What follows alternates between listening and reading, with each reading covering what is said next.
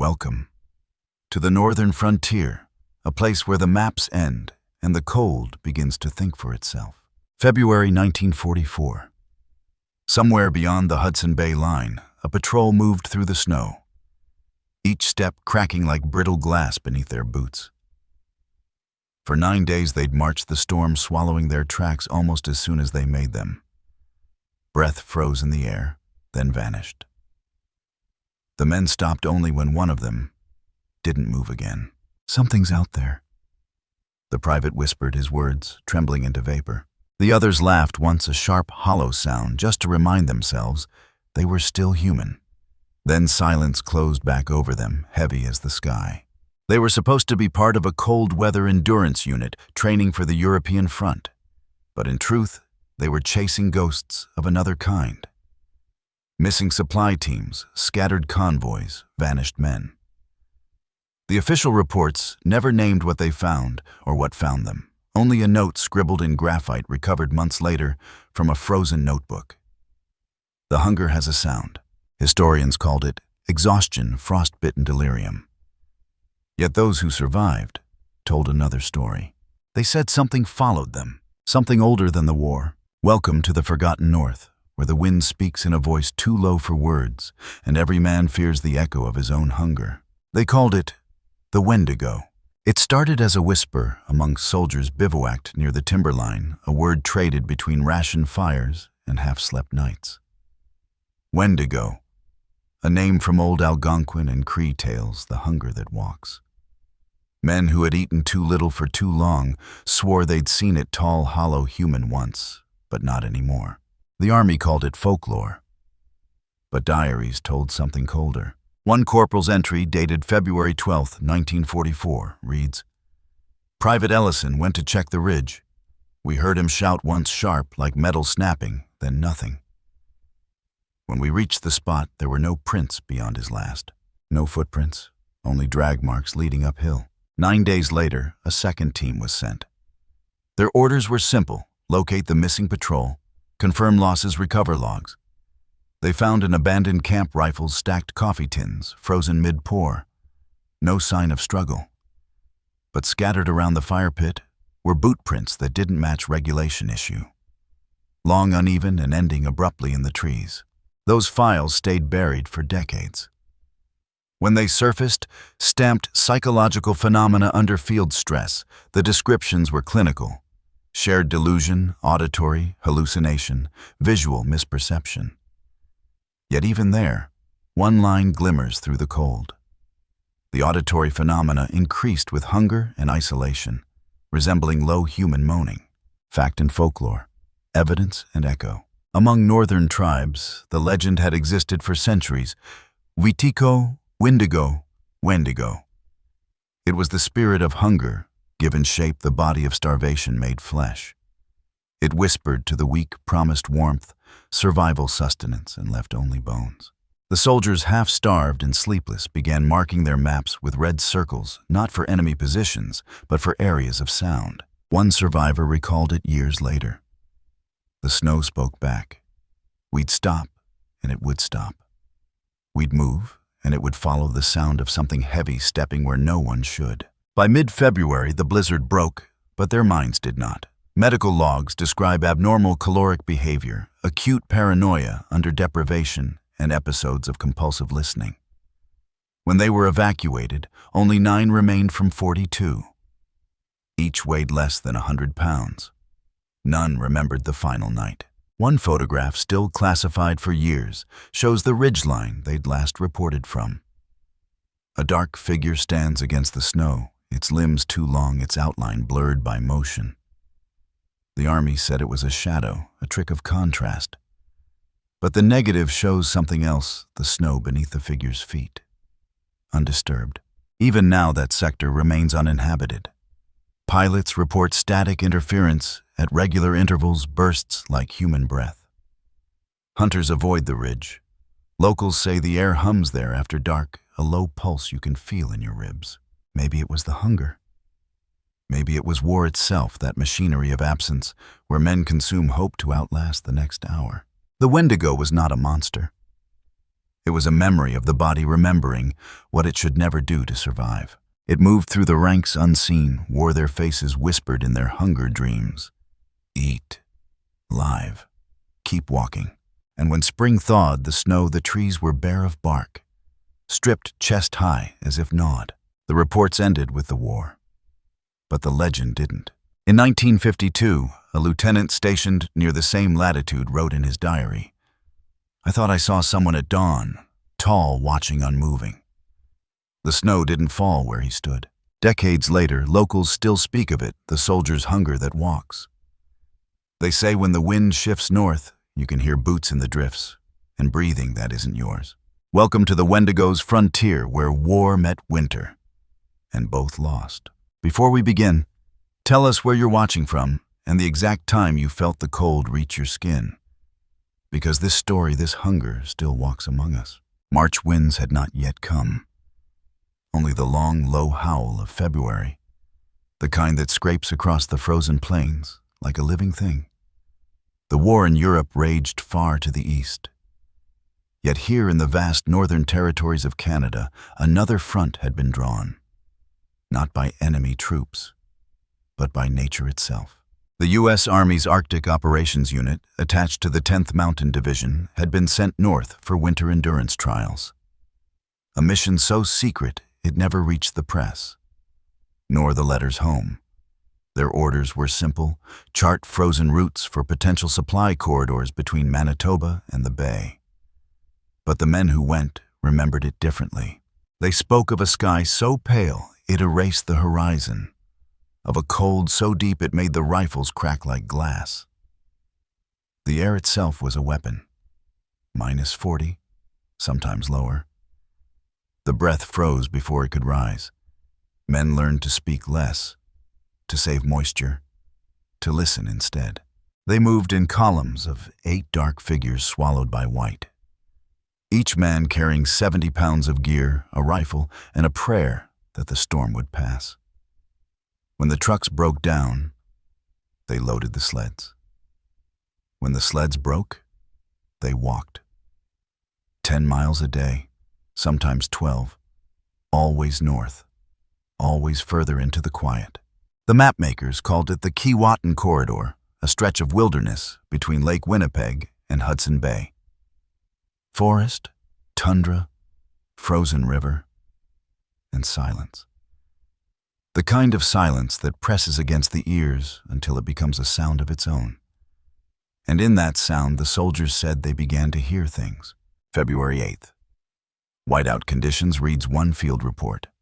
Visibility less than 20 yards. Men report auditory phenomena, low moaning from direction of wind. No source located.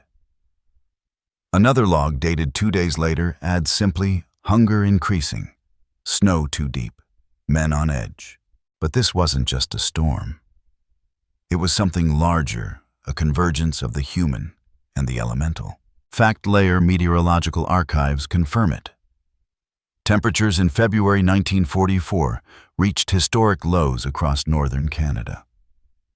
The Keewatin region recorded wind chills exceeding -55 degrees Fahrenheit. The cold didn't just numb flesh. It warped steel, shattered compasses, froze oil in its tins. Communications failed. Batteries died within minutes.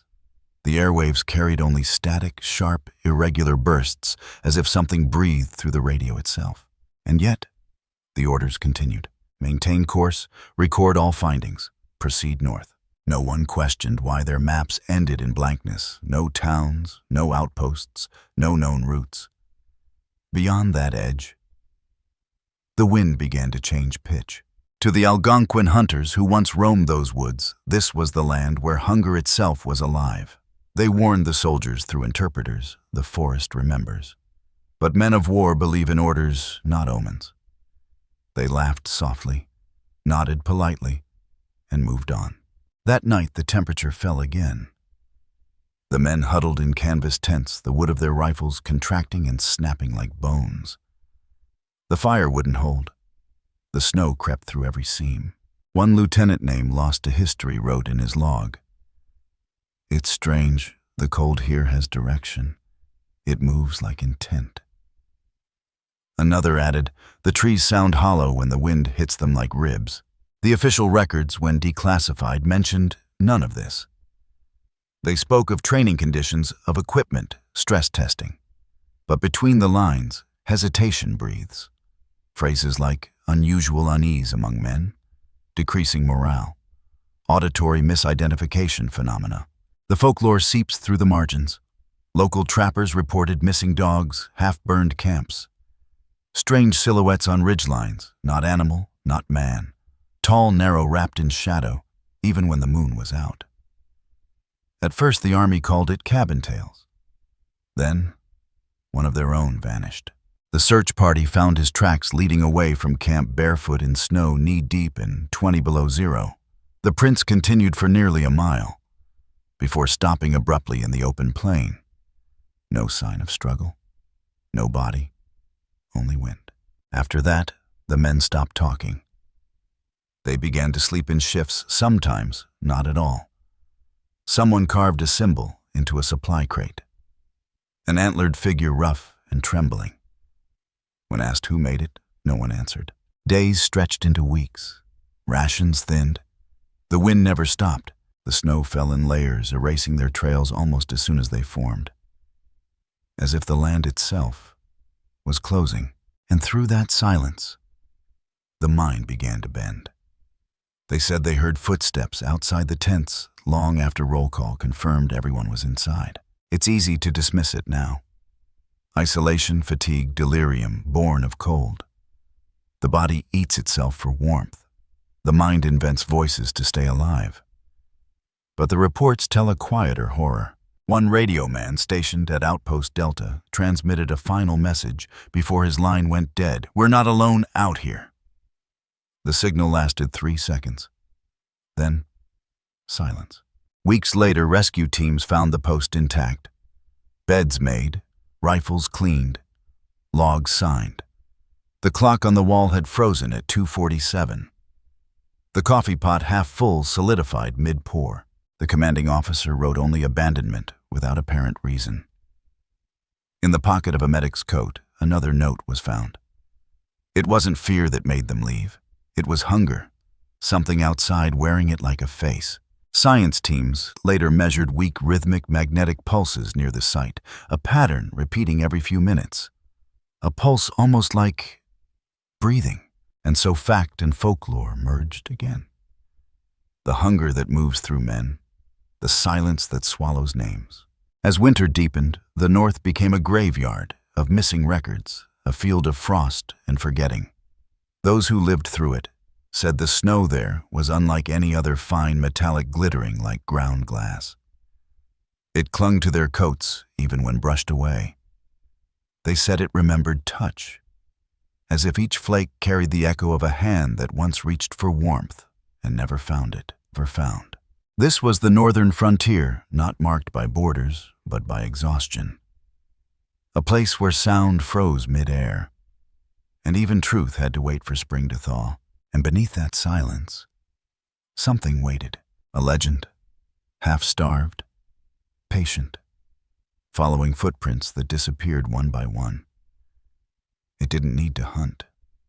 It only needed to wait until hunger did its work.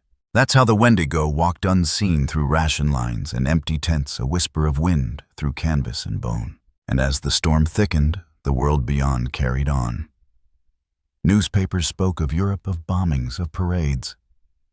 No one printed the small names, the ones that froze here, before ever reaching the front. They were training, they said. They were testing endurance, but maybe they were testing something else. How far a man can walk into hunger before he stops being human. Out here, the wind knew the answer first. The truth, when finally written, came not from the storytellers, but from the ledgers. Cold typed lines stamped with dates and codes filed away under Arctic Operations 1944. There, between casualty lists and logistics reports, the silence begins to take form. The first entry, February 3rd, describes a routine weather test. Unit A-17, proceeding through Sector North. Equipment efficiency stable. Temperature, +39 degrees.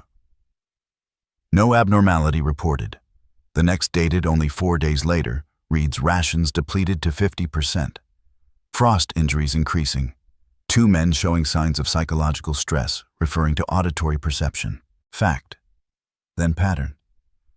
By the 10th day, radio transmissions began breaking into fragments, sentences fading mid-word static, swallowing syllables. A technical summary by Lieutenant Horace Greer, the communications officer, notes, signal dropout occurs at consistent intervals.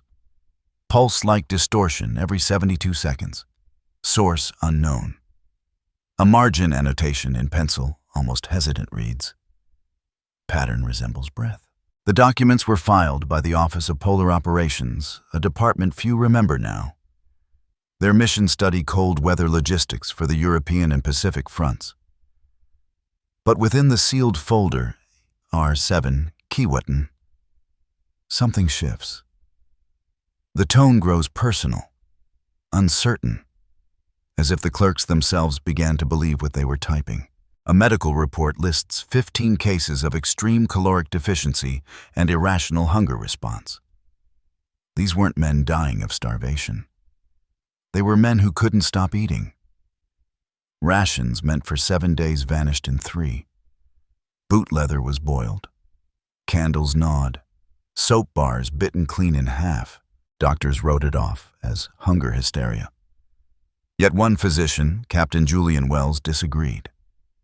His field notes, recovered decades later, contain a chilling observation. The compulsion to feed persists even when caloric intake exceeds need. The body behaves as if memory of hunger remains active, autonomous. He added, underlined, twice possible contagion, psychological or otherwise. That phrase, possible contagion, would later vanish from the retyped version sent to Washington. But the original draft survives. Brittle paper ink faded to gray. Wells had seen something. He recorded body temperatures, irregular, fluctuating between hypothermia and fever, within hours. He noted tremors, teeth grinding, and the peculiar dilation of pupils under torchlight. He wrote, some men display heightened olfactory response, smelling food miles away. Others claim to smell nothing at all. Fact, observation, data. Yet beneath every line, a feeling moves that the hunger had become sentient. By mid-February, 9 men had vanished. 2 more were found wandering miles from camp, barefoot, delirious, unable to recognize their comrades. When questioned, one repeated the same phrase. It was walking beside me. The other whispered until his voice gave out. It wanted me to remember what it feels like. Psychologists later defined the condition as isolation-induced psychosis compounded by metabolic collapse. But the folklore never used such language. The Cree had called it something simpler, the hunger that remembers its shape.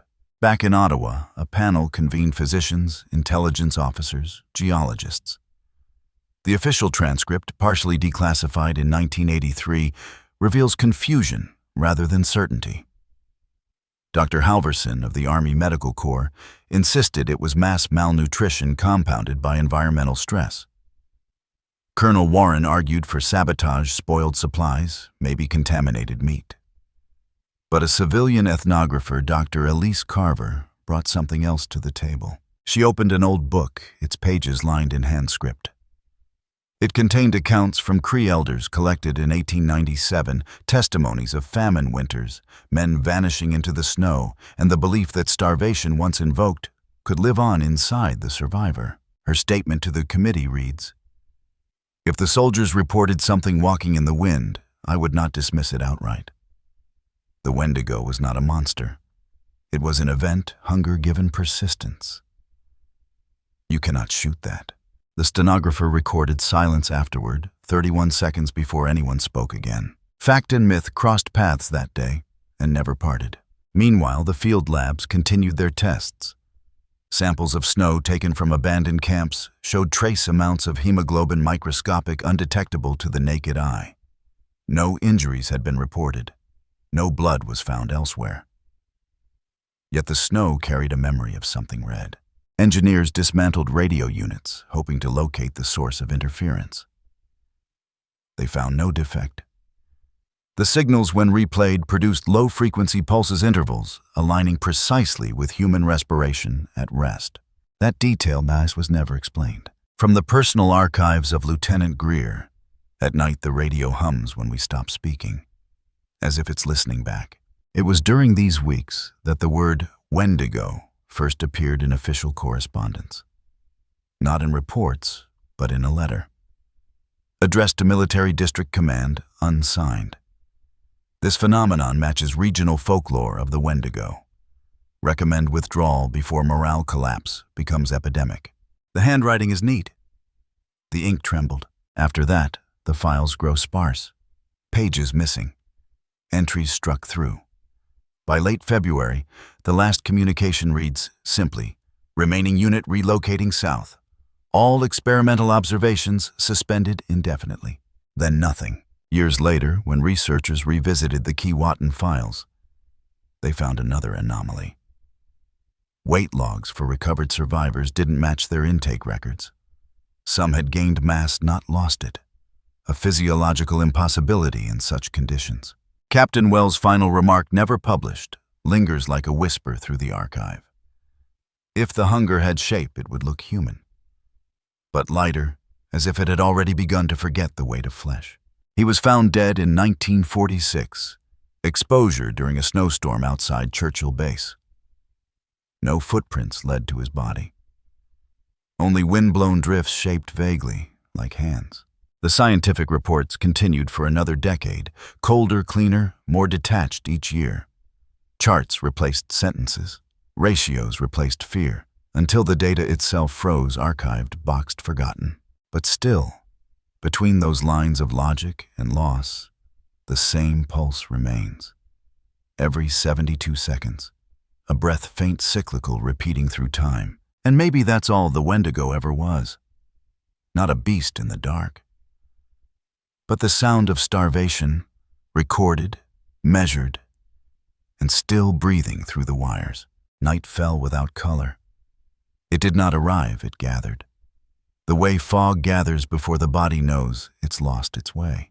Private Keller could still hear the sound of his own boots, slow, deliberate, crushing thin shells of ice. He'd been posted as sentry for the midnight watch. The wind had teeth now. It sang between the ridges of the frozen tents. Each gust carried the same rhythm. 3 beats a pause, then 1 long sigh. He'd counted it for hours. Inside the camp, Corporal Haynes boiled snow in a dented canteen cup, waiting for it to become water, then waiting for the courage to drink it. His hands shook. The flame sputtered. The cold pressed through his uniform like needles. Outside, Keller saw something move. Not far, maybe 20 yards, just beyond the flicker of the lantern. A shadow thin as smoke crossing between the trees. He called out once quietly. No answer. Only the wind curling back his own name, or what sounded like it. He stepped closer. The snow creaked, and the light from his lamp threw his breath in soft bursts. Behind him, Haynes's voice broke the silence. "See something?" Keller didn't answer right away. He wasn't sure. The wind shifted low, hollow, carrying with it a smell, faint metallic, like the inside of an old rifle barrel after firing. Fact layer, the surviving testimony of Corporal Haynes, recorded April 1944, confirms the next minutes as unexplainable auditory occurrence. His statement, Keller kept saying he heard it breathing. Said the snow was too loud. Then he started calling for someone. I thought maybe he was calling for me. But it didn't sound right. Folklore layer among the Cree, there's an old warning. When the wind knows your name, do not answer. It means the hunger has learned to speak. Haynes crawled out of the tent, rifle in hand, the air slicing his lungs as he tried to shout Keller's name. The beam of his flashlight caught only the swirl of snow, endless, weightless, shifting like sand. Then, a sound. Not far. A low, dragging noise, something heavy moving through the drifts. He followed it. 10 steps, 15. His boots sank deeper, the cold bit harder. And then the noise stopped. Complete silence. Even the wind held its breath. When he turned the light downward, he saw Keller's footprints. but only half of them. Each pair ended in a single print. Then nothing. Fact, the snow that night was soft, newly fallen. No crust could hold weight. There should have been depressions, drag marks, broken ice. But the surface beyond those prints was smooth, unbroken. Haynes stood there, heart hammering, the light shaking in his hand. He whispered, maybe to himself, maybe to the thing that wasn't there. Private Keller report. The echo came back softer, stretched thin by distance. But it wasn't his voice. It said the same words. Perfectly. He dropped the flashlight. The beam spun wildly across the snow, caught the edge of the forest, and something else. A shape. Tall, narrow, stooped, the color of old ash.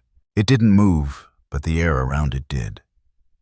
Waves of heat, or something like heat, shimmered between them. Haynes froze. He tried to blink, to breathe, to believe the cold had turned the air into mirage. Then the figure tilted its head, slow, deliberate, as if listening. Folklore says the Wendigo never attacks first. It waits until the prey acknowledges it. A single glance is enough. Haynes looked away. Too late. He ran. The sound followed, steady, measured, like his own footsteps thrown back at him a second later. He didn't remember reaching camp. Only the fire, the smell of smoke, and the others waking to his screams.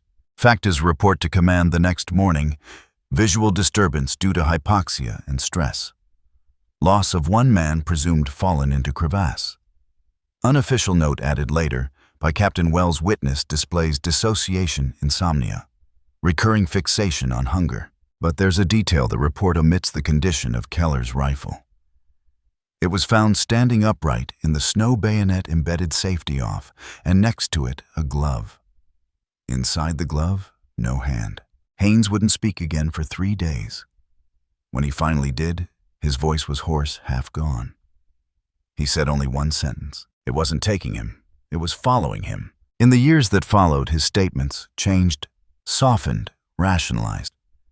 He spoke of exhaustion, cold delusion, echo distortion.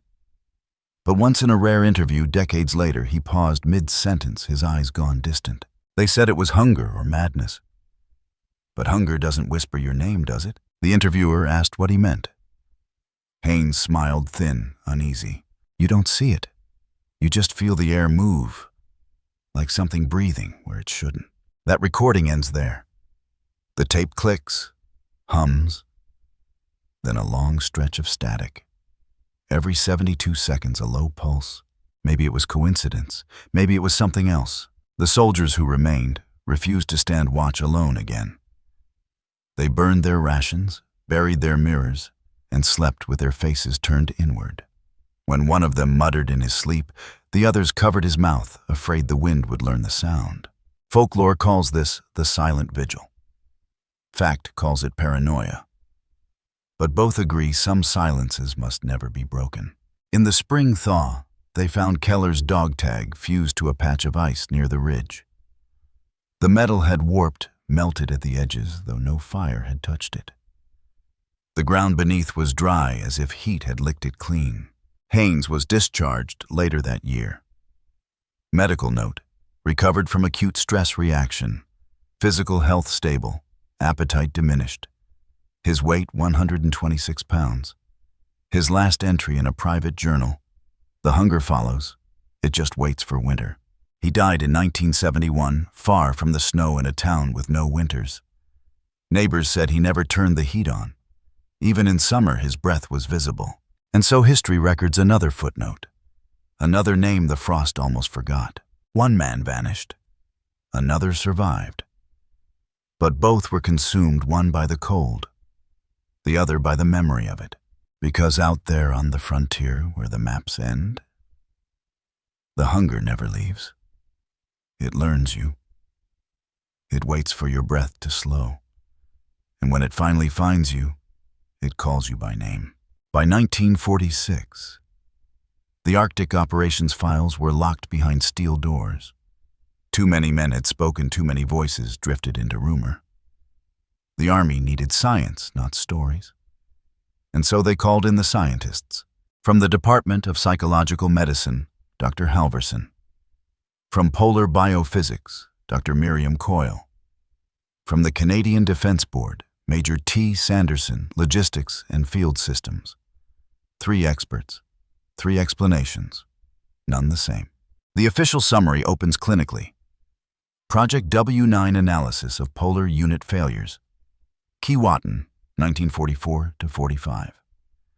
Objective to determine physiological and cognitive degradation in prolonged isolation under sub-zero conditions. They were searching for a pattern, an equation that could translate fear into numbers. Fact layer begins here. Temperature -40. Caloric deficit 45%. Protein degradation 61%. Auditory distortion threshold 92 decibels of wind resonance. They mapped every failure, every hallucination, every whisper. And yet the results refused to stay still. When the bodies of the second recovery team were found, 6 men perfectly preserved in frost, their internal organs told another story. Tissue decay, inconsistent with temperature. Cellular damage identical across all subjects. A strange uniformity, as if time had stopped at the same heartbeat for each. Dr. Coyle's private notes, handwritten later, confiscated record what the official report did not. No signs of freezing injury at microscopic level. Instead, evidence of internal desiccation, as if moisture was drawn out from within. The skin intact, but the body hollowed. That detail was marked red line A for internal circulation only. It was never meant for public eyes. Contrast layer. Enter Major Sanderson. His interpretation was colder, purely tactical. Malnutrition and paranoia led to breakdown of command. The men turned on each other. Cannibalism possible, though unconfirmed. The Wendigo narrative was psychological displacement, a cultural infection transmitted through language. A cultural infection. The phrase would echo through academic halls for decades. Fear, he said, spreads faster than frostbite. But the numbers refused him too. No bone fractures, no missing tissue, no evidence of consumption. Instead, something else. Trace magnesium salts on the skin too consistent for natural exposure. Hemoglobin levels suggesting oxygen deprivation, but not suffocation. And deep in the neural tissue, a faint crystalline residue. Under microscope light, it shimmered, like ice remembering blood. That's when Dr. Coyle wrote her second margin note. This isn't decay, it's transformation. Her peers laughed, called it poetic. She resigned 6 months later. Meanwhile, new data arrived from a separate study, Fort Churchill, 1947. 10 volunteers placed under controlled starvation. After 11 days, 2 began hearing breathing during sleep. After 15, both reported movement at the edge of vision. Medical scans revealed a synchronized heartbeat pattern not their own. Something slower. The project was shut down, no reason given, and still the records grew. 1951. Magnetic field fluctuations observed over Keewatin Ridge. Pulse interval 72 seconds. 1953. Unidentified radio distortion matches human respiratory frequency. 1956. Local trappers report renewed activity. Missing sled dogs. Strange resonance in wind tunnels. It kept happening. Different teams. Different years.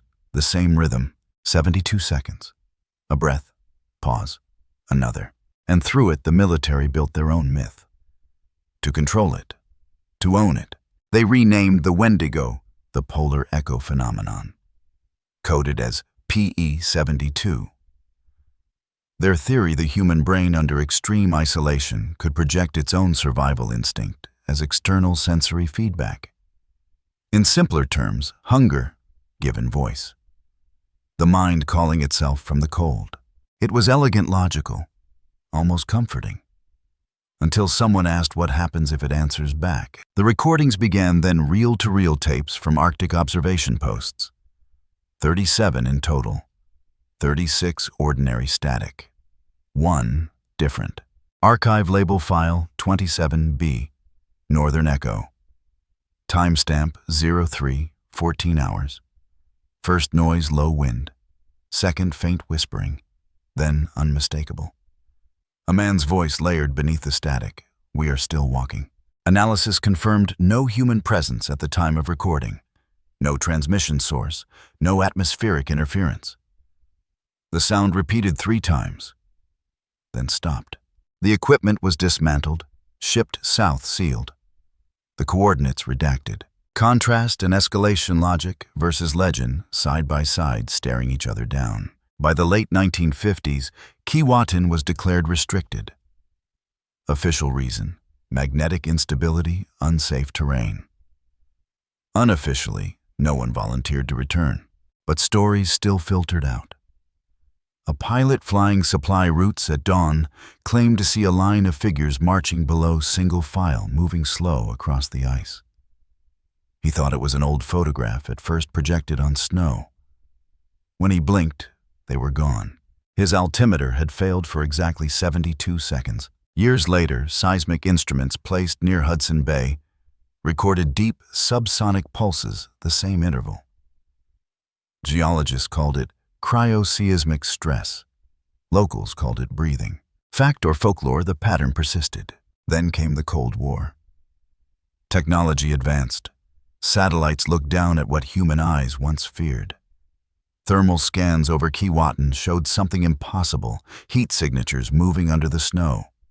Slow, rhythmic, tracking the flight paths above. When the report reached the Defense Science Board, one analyst wrote in the margin, "Thermal inversion error."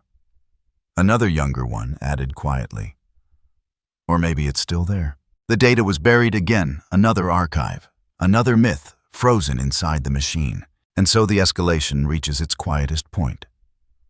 The hunger now had form equations, graphs, field notes.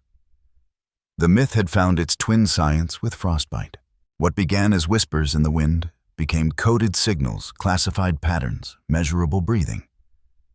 And yet, the same conclusion appeared at the bottom of every report.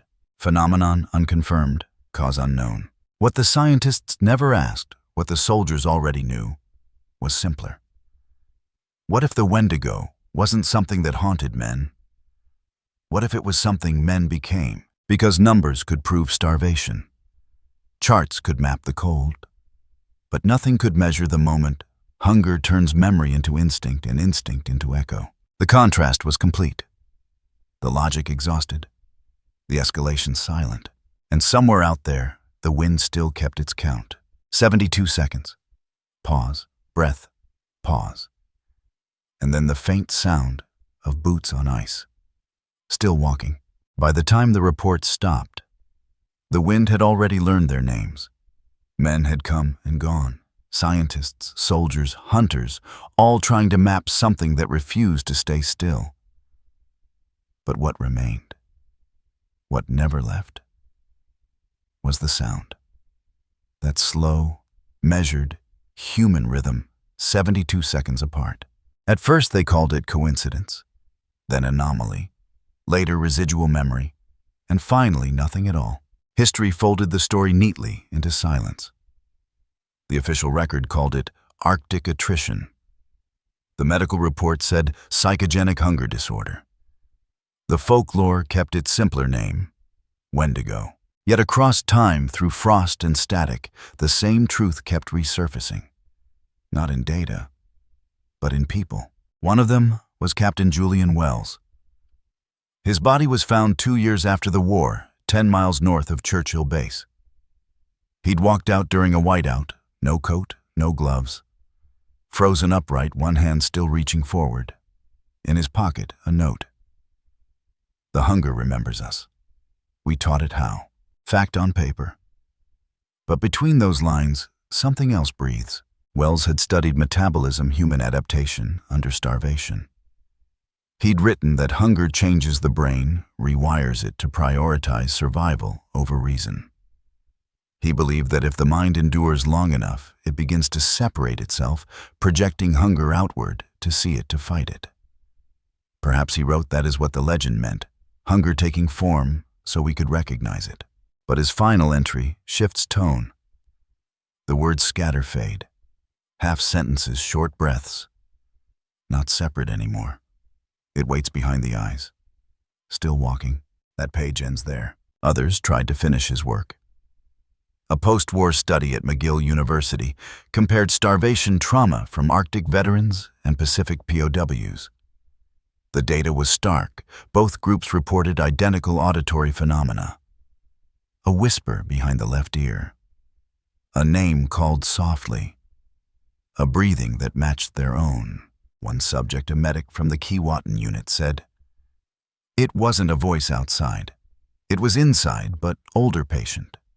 Like something I'd been before I became me." Scientists called it mirror hunger response, an echo of the self. But the word echo meant more than they knew. It meant repetition, persistence, a sound that never dies, only travels. In that sense, the Wendigo was never an enemy. It was inheritance. The part of man that survived by taking and forgot how to stop. The war had ended, but the hunger did not. Back in Keewatin, the ice began to shift again. Melting, cracking. Spring in the north arrives quietly. No trumpets, no birds, just the slow sigh of snow turning to water. And with it, the past rose to the surface. A team surveying post-war flight routes stumbled upon an old camp canvas, collapsed stoves rusted through.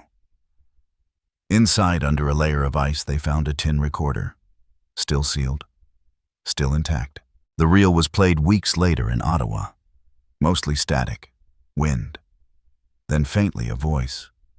Not a cry, not a scream, just a man whispering, "Still walking." Then silence, then the pulse. 72 seconds. The investigators logged it under magnetic anomaly. But the technician who listened leaned back from the speaker and said quietly, "It's breathing." No one answered him. They didn't have to. Everyone in that room had already held their breath unconsciously, matching its rhythm. That's how contagion spreads.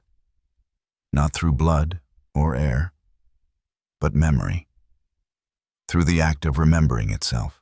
In 1963, a young anthropologist named David Crowfoot returned to Keewatin with permission to study local folklore. He carried a tape recorder, a camera, and a question. Why do the people here never speak the Wendigo's name aloud? The elder he interviewed smiled softly. "The name is not the danger," she said. "The remembering is." He pressed her. "What does that mean?" She pointed toward the snowfield, endless white, unbroken. "Everything that eats and lives here must listen. And everything that listens learns a little of what it eats."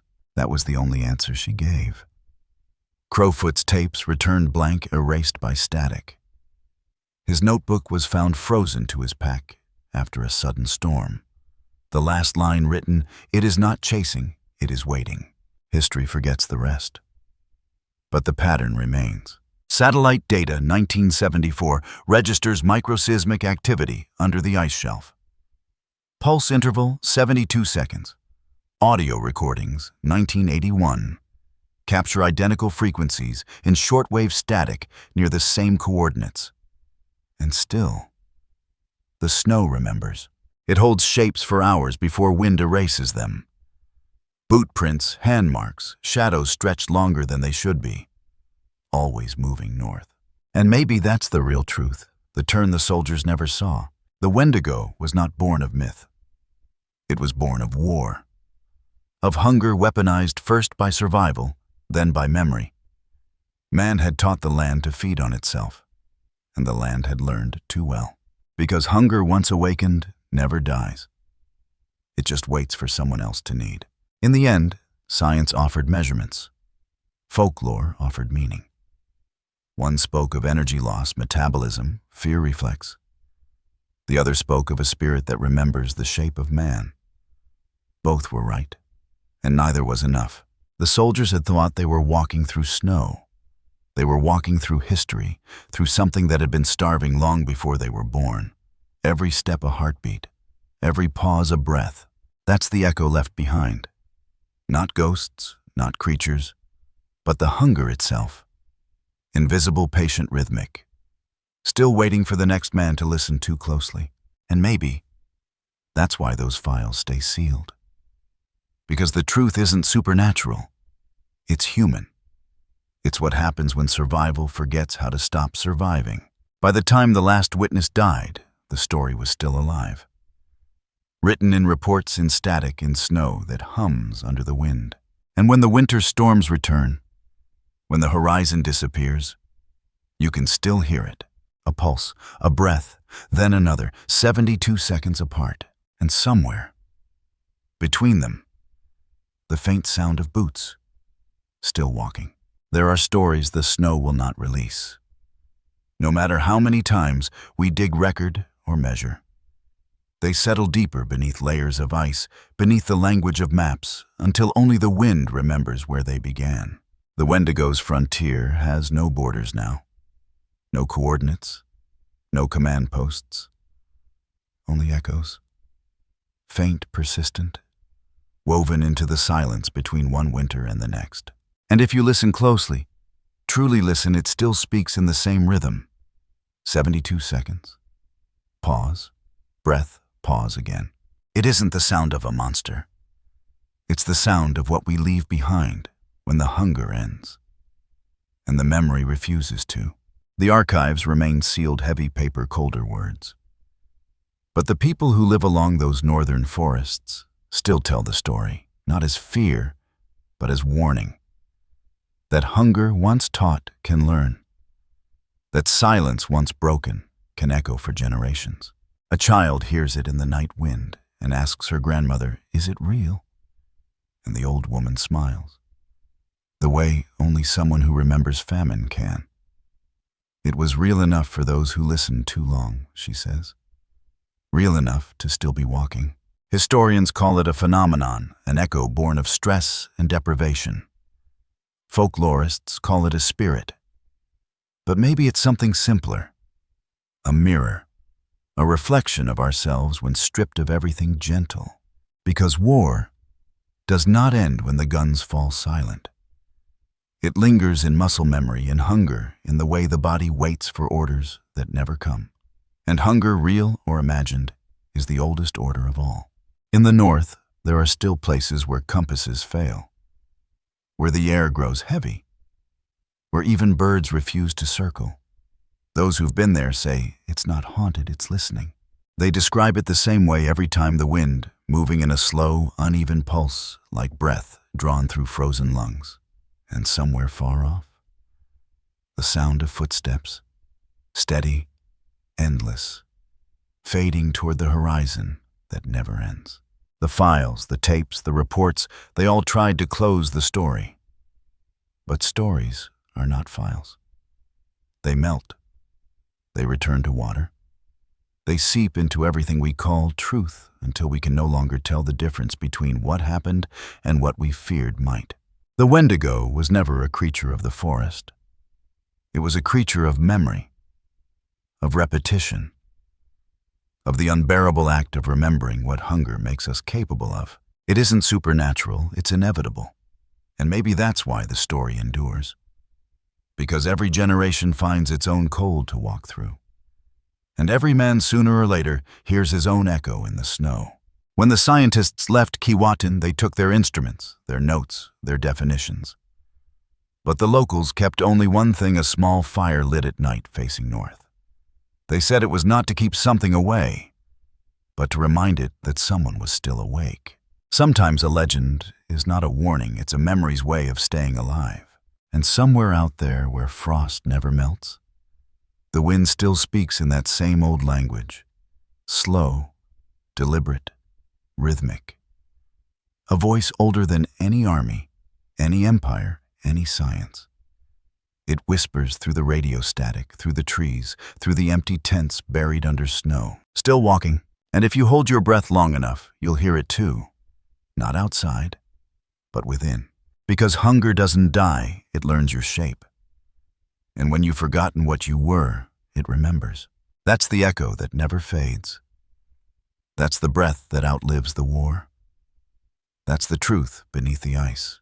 So the next time you find yourself in the cold, truly alone, listen to what the silence is saying. And if the wind begins to match your breathing, step lightly.